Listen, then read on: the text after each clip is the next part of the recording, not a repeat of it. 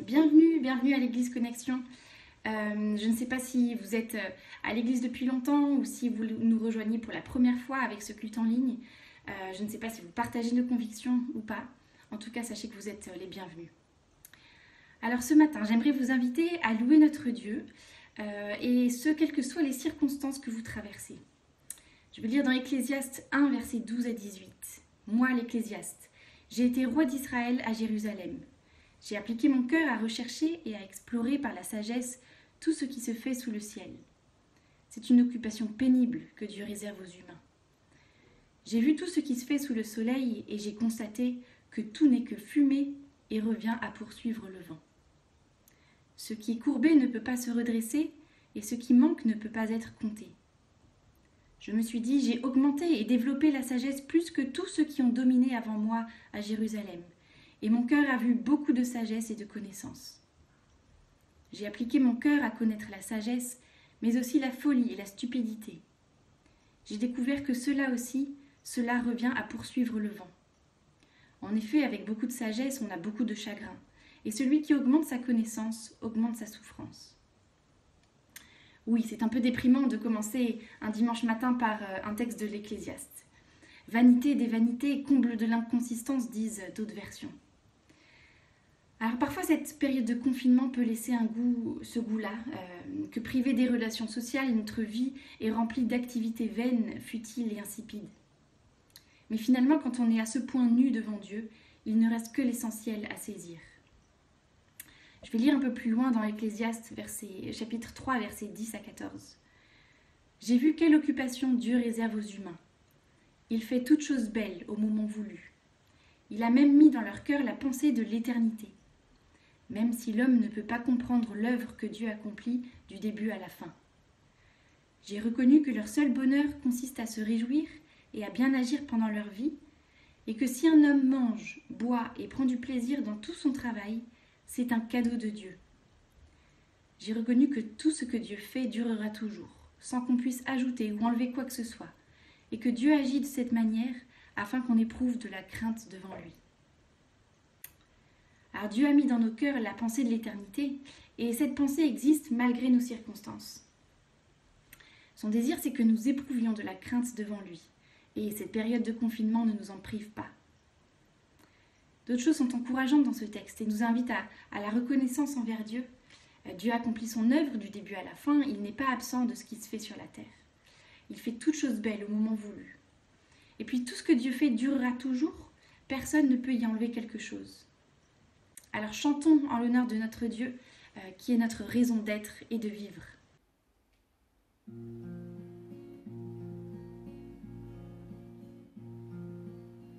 Tu es venu jusqu'à nous, qui dans la gloire de ton ciel, tu es venu pour sévir,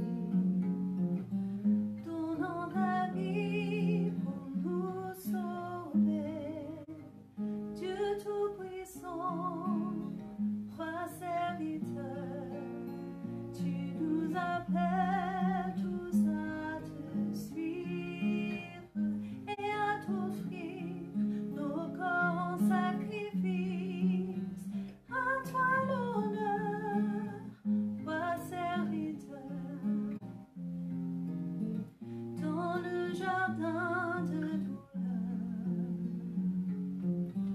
où mon fardeau brise à ton cœur. Tu dis adieu dans ta paix. Ta volonté et non la mienne. Dieu Tout-Puissant, roi serviteur, tu nous appelles tous à te suivre et à t'offrir nos corps en sacrifice. À toi l'honneur, roi serviteur. Voyez ses mains et ses pieds, pour nous témoins du sacrifice, des mains qui tenaient la terre.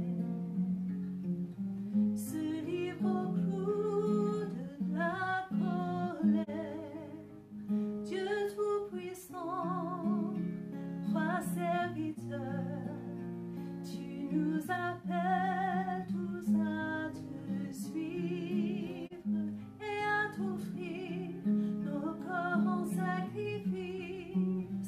À toi l'honneur, roi serviteur. Apprenons donc à servir en laissant Christ régner en nous, car en aimant nos prochains, c'est Jésus-Christ que nous servons. Dieu Tout-Puissant, roi serviteur, tu nous appelles tous à te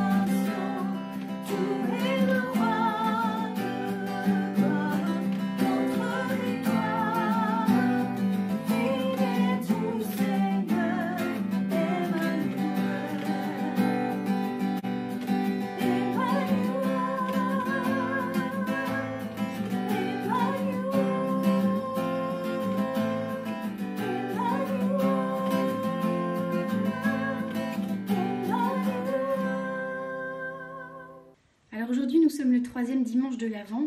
C'est la période qui marque la venue de Jésus dans le monde. Et je vais lire dans Ésaïe 51, versets 4 à 6. « Mon peuple, fais attention à moi. Ma nation, prête-moi l'oreille. En effet, de moi sortira la loi, et j'établirai mon droit en guise de lumière pour les peuples. Ma justice est proche, mon salut est en marche, et mes bras jugeront les peuples. Les îles placeront leur attente en moi, elles compteront sur l'action de mon bras. Levez les yeux vers le ciel et regardez en bas sur la terre. En effet, le ciel se dissipera comme une fumée, la terre tombera en lambeaux comme un habit, et ses habitants mourront comme des mouches. En revanche, mon salut durera éternellement. »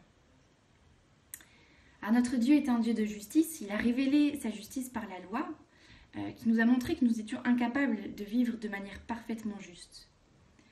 Il nous l'a révélé par son Fils, Jésus-Christ, qui a vécu une vie juste à notre place. Alors, cette vie de justice a commencé par sa naissance.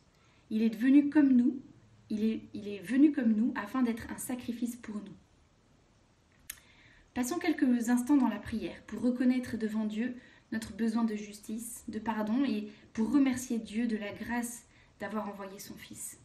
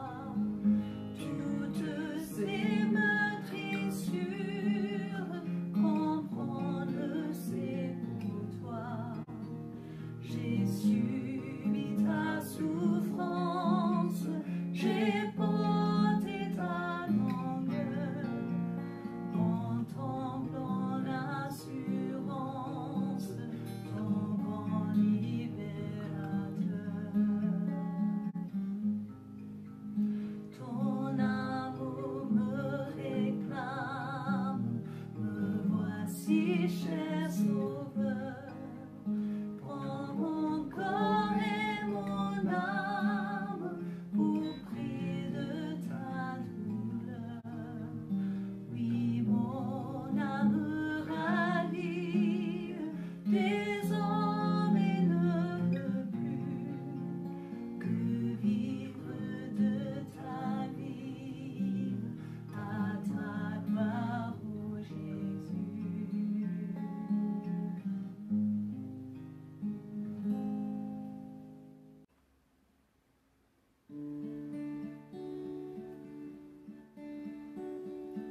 Tournez les yeux vers le Seigneur et rayonnez de joie. Chantez son nom de tout votre cœur, il est votre sauveur, c'est lui votre Seigneur. J'ai cherché le Seigneur et il m'a écouté. Il m'a guéri de mes peurs et sans fin je le louerai. Tournez les yeux vers le Seigneur et rayonnez de joie. Chantez son nom de tout votre cœur, il est votre sauveur, c'est lui votre Seigneur. Dieu regarde ce qu'il aime, il écoute leur voix, il les console de peine et il guide leur pas. Tournez les yeux vers le Seigneur et rayonnez de joie. Chantez son nom de tout votre cœur, il est votre sauveur, c'est lui votre Seigneur. Ceux qui cherchent le Seigneur ne seront privés de rien. S'ils lui offrent leur cœur, ils seront comblés de bien. Tournez les yeux vers le Seigneur et rayonnez de joie. Chantez son nom de tout votre cœur, il est votre sauveur, c'est lui votre Seigneur. Bonjour tout le monde, merci d'être venu. Comme vous le savez déjà, ces trois premières semaines du mois de décembre, je fais une pause dans les prédications afin de consacrer du temps à la prière, à la réflexion et à la recherche concernant des changements qui ont lieu dans l'Église ces 6 dernières années et comment nous pouvons mieux implémenter la vision et la mission de l'Église dans notre nouveau contexte d'aujourd'hui, l'Église telle qu'elle est aujourd'hui. Du coup, je suis très heureux d'accueillir notre frère Mathieu Sanders, un des pasteurs de l'Église évangélique baptiste de Paris-Centre, dans le 5e arrondissement de Paris. Mathieu nous apportera ce deuxième message du mois de l'Avent, de la période de l'Avent cette semaine, la suite de ce que nous avons entendu de son collègue Paul Harrison la semaine dernière. Que le Seigneur nous bénisse par sa parole. Évangile de Matthieu, chapitre 1, versets 18 à 25. Voici de quelle manière arriva la naissance de Jésus-Christ. Marie, sa mère, était fiancée à Joseph. Or, avant qu'ils aient habité ensemble, elle se trouva enceinte par l'action du Saint-Esprit. Joseph, son fiancé, qui était un homme juste et qui ne voulait pas l'exposer au déshonneur, se proposa de rompre secrètement avec elle. Comme il y pensait, un ange du Seigneur lui apparut dans un rêve et dit « Joseph, descendant de David, n'aie pas peur de prendre Marie pour femme, car l'enfant qu'elle porte vient du Saint-Esprit. Elle mettra au monde un fils et tu lui donneras le nom de Jésus, car c'est lui qui sauvera son peuple de ses péchés. Tout cela arriva afin que s'accomplisse ce que le Seigneur avait annoncé par le prophète. La Vierge sera enceinte, elle mettra au monde un fils et on l'appellera Emmanuel, ce qui signifie Dieu avec nous. À son réveil, Joseph fit ce que l'ange du Seigneur lui avait ordonné et il prit sa femme chez lui, mais il n'eut pas de relation conjugale avec elle jusqu'à ce qu'elle ait mis au monde un fils auquel il donna le nom de Jésus. Amen. Mon grand-père était quelqu'un qui aimait discuter avec moi de la foi. Il montrait de l'intérêt pour le christianisme, mais en tout cas, vers la fin de sa vie, se disait plutôt agnostique. Et je me rappelle qu'une chose sur laquelle il revenait souvent dans nos échanges, lui qui avait connu la guerre, c'est ce slogan que certains soldats de l'Allemagne nazie portaient sur eux, « Gott mit uns », Dieu avec nous. Et mon grand-père, même s'il ne mettait pas tous les croyants dans le même sac, s'offusquait. Comment peut-on dire « Dieu avec nous » et œuvrer pour un pareil régime? Et sur ce point précis, il avait évidemment raison. Et sans aller jusqu'à l'exemple extrême de l'Allemagne nazie, on sait que quantité de régimes politiques en tout genre ont revendiqué d'une manière ou d'une autre Dieu avec eux. Alors Dieu serait-il là pour se mettre au service des causes des hommes? Pourtant, quand la Bible parle de Dieu avec nous, elle parle de quelque chose de radicalement différent. Dieu avec nous, dans la Bible, c'est une déclaration qui est associée à la personne de Jésus. Jésus est celui qui est venu pour être Dieu avec nous. Et la question que nous allons nous poser aujourd'hui est la suivante. En quoi, par Jésus, Dieu est-il avec nous? Nous allons nous y pencher en deux temps, en considérant qu'en Jésus, Dieu vient nous rencontrer et Dieu vient nous sauver. Dieu vient nous rencontrer, Dieu vient nous sauver. Ce sont des affirmations qui sonnent peut-être presque banales, notamment si nous avons grandi en allant à l'église. Mais j'espère qu'aujourd'hui nous pourrons redécouvrir la force stupéfiante. Dieu vient nous rencontrer d'abord. Une des choses sur lesquelles l'apôtre Matthieu insiste dans son récit de la naissance de Jésus, c'est le fait que cette naissance est l'accomplissement de ce qui était annoncé dans l'Ancien Testament. On l'a vu la semaine dernière avec la généalogie et ce message que Paul Harrison a intitulé « Un Messie attendu ». Oui, la naissance de Jésus, par certains aspects, était attendue. Et d'ailleurs, le texte souligne cela en glissant ce petit mot à côté du nom de Jésus, Christ. Et ça deviendra, c'est habituel d'ailleurs pour les auteurs du Nouveau Testament. Verset 18, « Voici de quelle manière arriva la naissance de Jésus-Christ ». Ce mot « Christ » fait référence à un Messie, un roi annoncé. La naissance que Matthieu raconte est la naissance de Jésus le roi. Et précisément, Israël attendait depuis des siècles un roi sauveur, un libérateur. Et de nombreux textes de l'Ancien Testament parlent de cette attente. Et j'y reviendrai. Mais le texte que Matthieu a précisément à l'esprit dans ce passage, c'est un texte très ancien du prophète Ésaïe, un texte du 8e siècle avant Jésus-Christ. Ce texte nous parle d'un jour où, je cite, Ésaïe 7,14, « La jeune fille sera enceinte, et elle enfantera un fils, elle lui donnera pour nom Emmanuel, Dieu avec nous. » Ce texte d'Ésaïe 7 n'est pas des plus simples, et à première vue, lorsqu'on le regarde un petit peu, il nous replonge dans un contexte précis. Le royaume de Juda, en gros la partie sud d'Israël, était menacé par une coalition étrangère.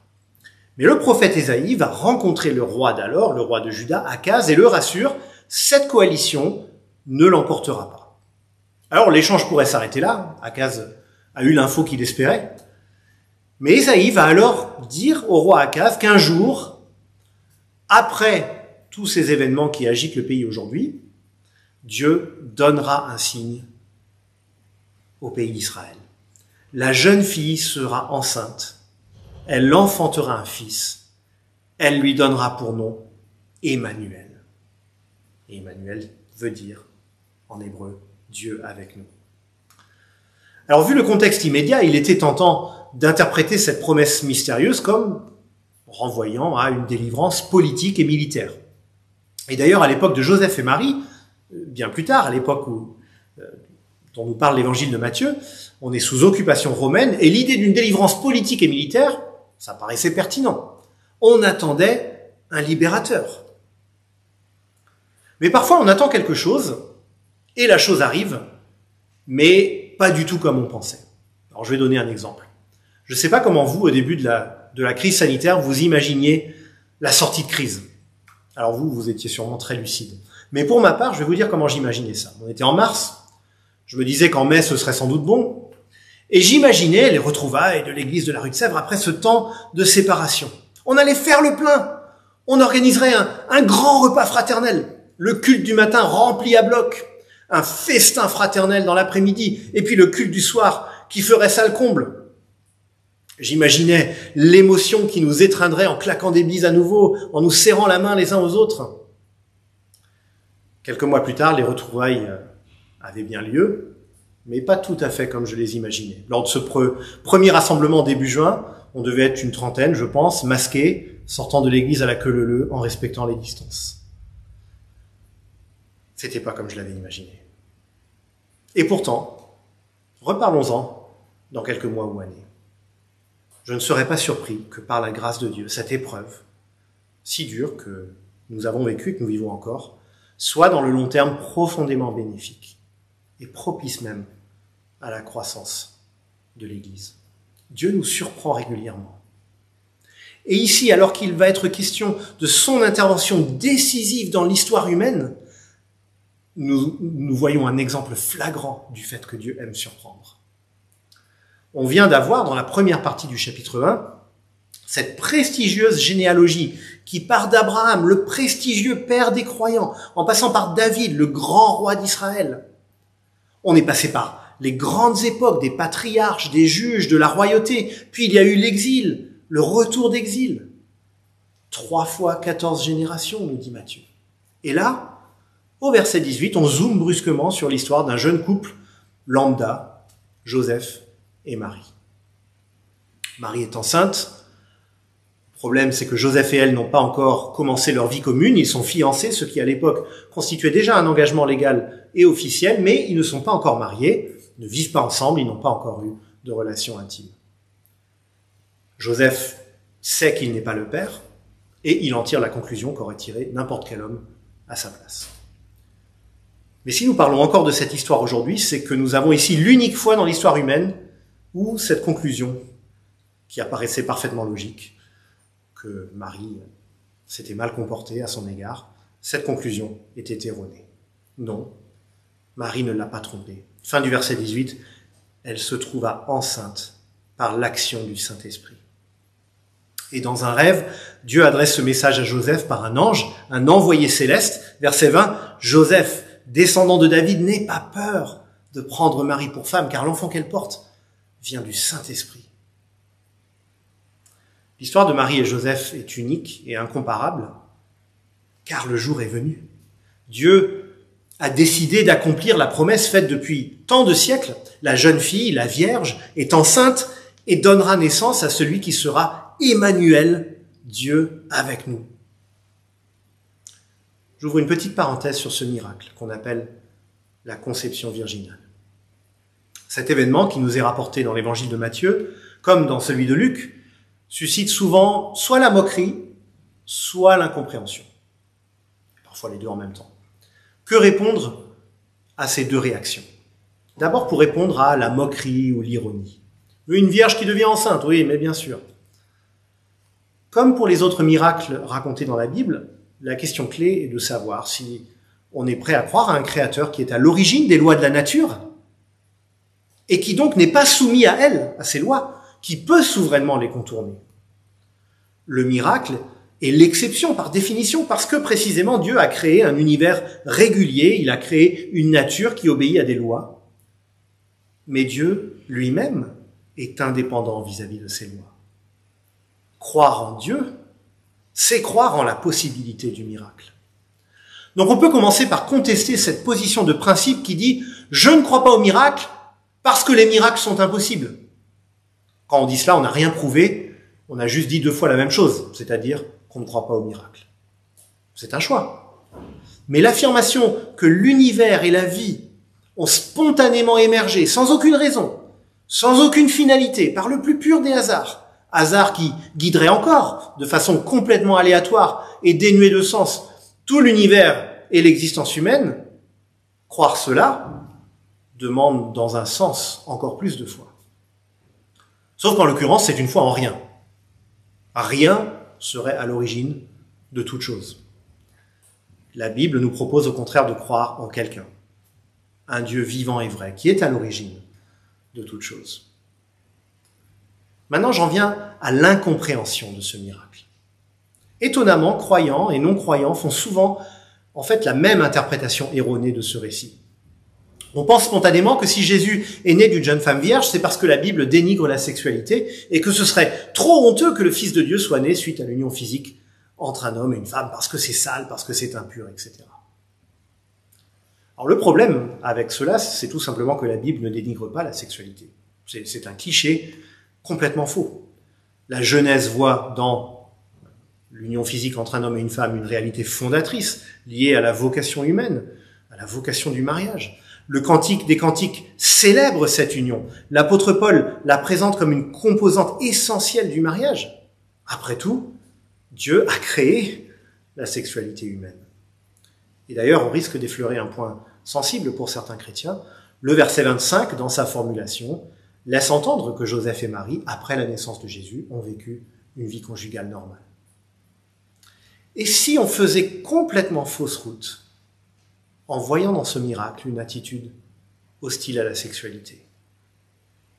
Une autre explication est bien plus satisfaisante. Nous avons vu au début du chapitre cette longue généalogie.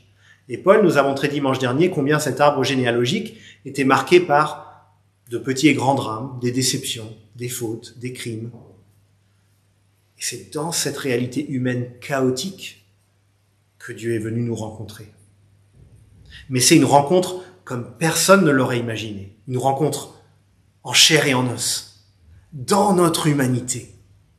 Jésus est venu pour être avec nous. Mais il est Dieu avec nous. Et c'est là qu'intervient la conception virginale. En Jésus, Dieu est venu s'inscrire dans l'histoire humaine, mais en même temps, il est venu apporter une rupture dans cette histoire et poser le fondement d'une nouvelle histoire humaine. Ainsi, l'existence de Jésus, le Fils de Dieu, n'est pas le fruit d'une initiative humaine. L'existence de Jésus dans son humanité est un acte de création, une irruption de Dieu dans le monde. Et cette ancienne promesse transmise par le prophète Ésaïe, cet enfant qui naîtrait et qui serait Dieu avec nous, s'est accompli d'une manière plus radicale que quiconque aurait pu imaginer. Dieu n'est pas simplement venu se pencher sur notre sort. C'est pas ça, Dieu avec nous. Il n'a pas non plus pris une apparence humaine pour sembler plus accessible. C'est pas ça non plus. Non. Jésus, le Fils de Dieu, est Dieu fait homme. Dieu venu nous rencontrer dans notre humanité. Nous verrons dans un instant le but de cette rencontre. Mais je m'arrête pour souligner qu'au moment d'accomplir son œuvre centrale, Dieu nous a pris totalement par surprise. Il a tenu ses promesses, mais pas comme on le pensait. Et ça doit nous faire réfléchir lorsque nous ne comprenons pas l'œuvre de Dieu, y compris à plus petite échelle dans nos vies. Dieu n'est pas soumis à nos contraintes, il a une vision panoramique de toute chose qui nous échappe complètement. Parfois, voire souvent, l'incompréhension est au rendez-vous quand on considère l'action de Dieu et nos circonstances présentes. Mais n'oublions pas que par cette rencontre en chair et en os avec nous, qu'on appelle l'incarnation, puis par la trajectoire de Jésus jusqu'à la mort sur la croix, puis la résurrection, Dieu n'a cessé de prendre nos attentes à contre-pied et de les dépasser infiniment. Sa façon d'être et sa façon d'agir ne sont pas les nôtres. Alors laissons Dieu faire son œuvre sur le court et sur le long terme. Acceptons de ne pas toujours comprendre, mais considérons cette rencontre stupéfiante avec nous, en Jésus, jusqu'à l'œuvre de la croix et de la résurrection, comme une preuve de ce que la sagesse de Dieu a toujours le dernier mot sur nos incompréhensions. Dieu est venu nous rencontrer en chair et en os. Dieu avec nous. Or, cette rencontre avait un objectif bien précis, notre délivrance. Et c'est notre second point. Dieu vient nous sauver. J'ai dit tout à l'heure qu'Israël attendait depuis des siècles un Messie, un roi libérateur. À plusieurs reprises, l'Ancien Testament annonce la venue future d'un roi qui viendrait sauver son peuple.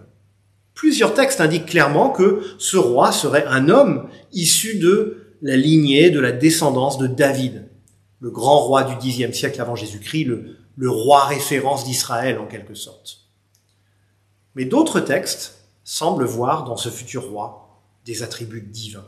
Par exemple, le prophète Ésaïe, au chapitre 9, décrit ainsi la venue de ce roi. En effet, un enfant nous est né, un fils nous a été donné, et la souveraineté reposera sur son épaule. On l'appellera merveilleux conseiller, Dieu puissant, Père éternel, prince de la paix.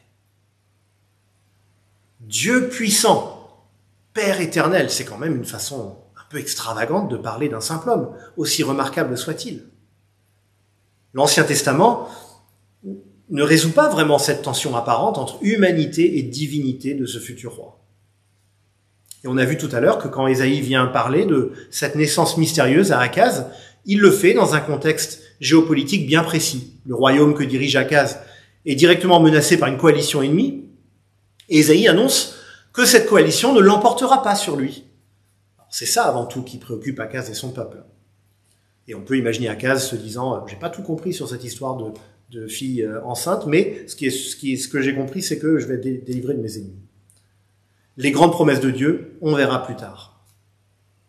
Et quand Dieu promet la venue de Dieu avec nous, juste après avoir promis la défaite des ennemis d'Israël, c'était tentant de faire le lien. Mais quand on considère de plus près le livre d'Ésaïe, on s'aperçoit qu'il parle d'une problématique bien plus profonde et universelle que les crises diplomatiques et militaires de son temps. Ésaïe nous parle avant tout d'une problématique spirituelle. Un peuple égaré qui marche dans les ténèbres parce qu'il s'est détourné de Dieu. Plutôt que de faire confiance au Dieu vivant, les Israélites se sont tournés vers les idoles d'une part et de fausses espérances politiques d'autre part. Et écoutons ce verdict divin au tout début du livre d'Ésaïe. Malheur à la nation pécheresse, au peuple chargé de fautes, à la lignée des méchants, aux enfants corrompus. Ils ont abandonné l'Éternel, ils ont méprisé le Saint d'Israël, ils ont fait volte-face. La tête entière est malade et tout le cœur est souffrant. Ésaïe 1, 4 et 5. Et la suite du livre d'Ésaïe montrera clairement que cette profonde maladie spirituelle, elle n'est pas seulement vraie d'Israël, elle est vraie du monde entier. Les gens, au temps d'Ésaïe, avaient besoin d'être sauvés de bien plus que des Assyriens ou des Babyloniens, des Égyptiens, etc. Les gens, au temps de Joseph et Marie, avaient besoin d'être sauvés de bien plus que de leurs dirigeants corrompus ou des Romains. Les gens de notre temps ont besoin d'être sauvés de bien plus que... Je vous laisse compléter. Sans minimiser la gravité des événements historiques qui peuvent survenir, l'humanité a un problème bien plus fondamental. Or, revenons à notre texte. Que dit l'ange à Joseph, verset 21 ? Elle mettra au monde un fils, et tu lui donneras le nom de Jésus, car c'est lui qui sauvera son peuple de ses péchés. Comme on l'a déjà relevé plus tôt, cette naissance concerne le Christ, le roi libérateur. C'est cette promesse d'un roi que Dieu accomplit par cette naissance. Et quand on apprend un peu plus loin que Jésus est celui qui sauvera son peuple, il faut entendre aussi un registre royal. Jésus est venu pour être le roi sauveur, le libérateur de son peuple. Mais la fin de la phrase est cruciale. De quoi Jésus est-il venu sauver son peuple ? Verset 21, c'est lui qui sauvera son peuple de ses péchés. Et quand on lit ces mots, il faut avoir à l'esprit tout ce qu'on lit dans l'Ancien Testament sur le problème du péché qui condamne le peuple de Dieu encore et encore. Et Dieu fait grâce régulièrement, mais les hommes ne cessent de recommencer leur révolte contre lui. Pourquoi? Parce que nous avons ce problème spirituel fondamental, ce rejet de notre Créateur qui nous colle à la peau, le péché. Faut-il le redire, le péché, ce ne sont pas seulement des actes identifiables et visibles. C'est pas seulement mentir, tromper, voler, etc. Alors, ces choses, évidemment, en font partie. Mais le péché paraît parfois à nos yeux bien plus respectable. C'est cette disposition de cœur qui nous pousse à vivre sans Dieu, en remplaçant son autorité par la nôtre. Ça prend plein de formes différentes. Mais c'est le problème humain depuis la nuit des temps. Dans l'Ancien Testament, Dieu vient régulièrement délivrer le peuple qu'il s'est choisi, le peuple d'Israël, et il le délivre des Égyptiens, des Assyriens, des Babyloniens, des Philistins, etc., etc. Mais ces délivrances, aussi importantes soient-elles sur le moment, ne changent pas le besoin d'une délivrance bien plus profonde. Et c'est avec la naissance de Jésus que Dieu vient apporter cette délivrance fondamentale. C'est lui qui sauvera son peuple de ses péchés. Et là, on découvre une autre dimension de l'expression « Dieu avec nous ». Le problème fondamental de l'homme, selon la Bible, c'est qu'à cause de son péché, il ne peut plus vivre en communion avec Dieu, en relation avec Dieu. La perfection de Dieu n'est pas compatible avec nos vies et nos cœurs tortueux. Mais si Dieu vient nous sauver de nos péchés, alors il vient répondre. Il va à la racine du problème, il vient répondre à notre besoin le plus criant. Il vient restaurer notre relation avec Dieu. Il nous ramène à lui. Dieu avec nous et nous avec lui. La communion qui n'était plus possible, redevient possible.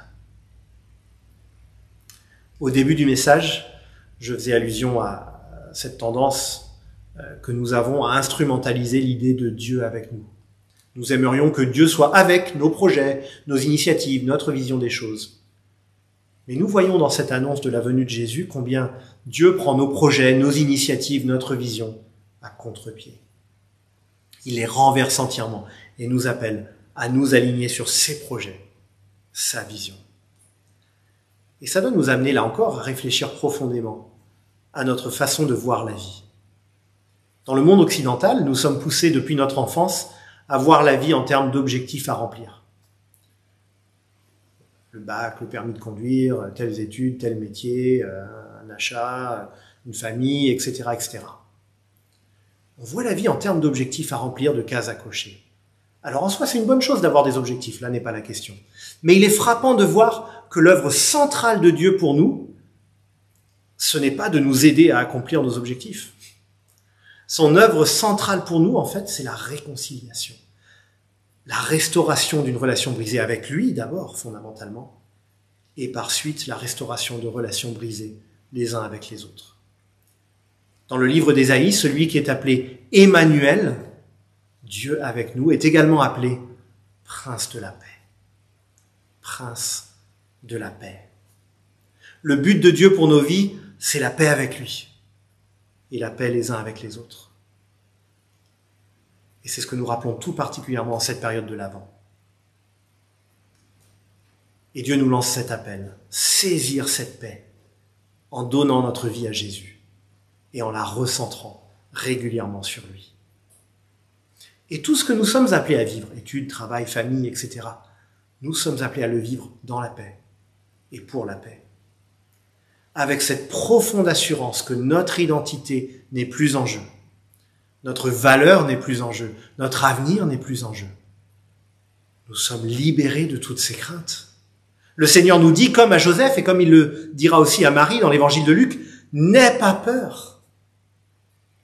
Parce que Jésus est venu nous rencontrer dans notre humanité. Parce qu'il est venu nous sauver de nos péchés. Parce que Dieu est avec nous. Amen. Alors, quelques annonces avant de terminer. Pour les détails de ces annonces, vous trouverez toutes les infos sur le site de l'Église à la page habituelle, donc www.église-connexion.com/dimanche. Toutes les annonces, tous les liens pour participer aux activités sont là. N'hésitez pas à vous connecter à la salle Zoom chaque dimanche à 10h45 afin que nous suivions tous le culte ensemble, qu'on se voit les uns les autres pendant le culte. Le lien est sur le site de l'Église à la page du culte en ligne. Nous avons 4 réunions de prière chaque semaine pendant le confinement. Un temps de prière le lundi à 7h. Le vendredi soir, on a pris la parole à 20h30. Un temps de prière libre le samedi à partir de 8h. Et puis chaque dimanche avant le culte à 10h. Si cela vous intéresse, allez sur le site de l'Église et vous pouvez vous connecter directement à la salle Zoom. Donc merci encore à toute l'équipe de prière pour leur travail formidable pendant le confinement. C'est nécessaire pour l'Église, ça nous fait un bien fou. Si vous voulez y participer, n'hésitez pas à le faire. Les groupes de communauté ont lieu chaque semaine sur Zoom. Les groupes de cause sont la première porte d'entrée pratique dans la vie de l'Église, le moyen principal par lequel nous maintenons notre vie ensemble. Si vous êtes nouveau à l'Église, vous pouvez vous joindre déjà au groupe d'accueil le jeudi soir à 20h ou à n'importe quel groupe qui vous convient. Et enfin, le culte des enfants est disponible sur le site de l'Église aussi. Merci encore à vous, les moniteurs et les monitrices, pour le travail magnifique que vous faites afin de bénir nos enfants. Merci Jason pour toutes ces infos. On voulait aussi vous parler d'une initiative pour cette période de l'Avent. Vous savez que c'est un moment qui est important pour nous et que l'Église a l'habitude soit de sortir de ses murs, soit d'accueillir dans ses portes pour un moment où on partage autour du sens de cette fête. Cette année, on ne pourra pas tous se réunir pour le faire et du coup, on a imaginé autre chose. Donc, on a conceptualisé des petits packs de Noël que ceux qui souhaitent peuvent fabriquer eux-mêmes, personnaliser, pour ensuite les offrir à des collègues, à des voisins, à votre boulanger ou à des personnes démunies qu'on croise par exemple tous les jours et de passer quelques minutes en offrant ce petit pack. Si vous ne savez pas trop comment faire, il y a une page dédiée du coup sur le site église-connexion.com/Noël et vous allez être vraiment guidé pas à pas dans la fabrication de ces petits packs pour pouvoir les offrir. N'hésitez pas à le faire ensemble, à vous entraider et à s'encourager aussi via le Slack de l'église. Bonne préparation à tous, à bientôt. Une dernière annonce importante, nos cultes reprennent dans 2 semaines, nos cultes en présence reprennent dans 2 semaines, le dimanche 27 décembre à 11h à l'espace Saint-Martin. Les inscriptions seront bientôt ouvertes pour ceux et celles qui pourront être là. Nous vous donnerons toutes les infos très bientôt, mais c'est presque terminé, on se revoit bientôt. Mais nous attendons, conformément à sa promesse, un nouveau ciel et une nouvelle terre où la justice habitera. C'est pourquoi, bien-aimés, dans cette attente, faites tous vos efforts pour qu'il vous trouve sans tache et irréprochable dans la paix. Amen. Merci beaucoup d'être venus. À très bientôt. Que Dieu vous bénisse cette semaine.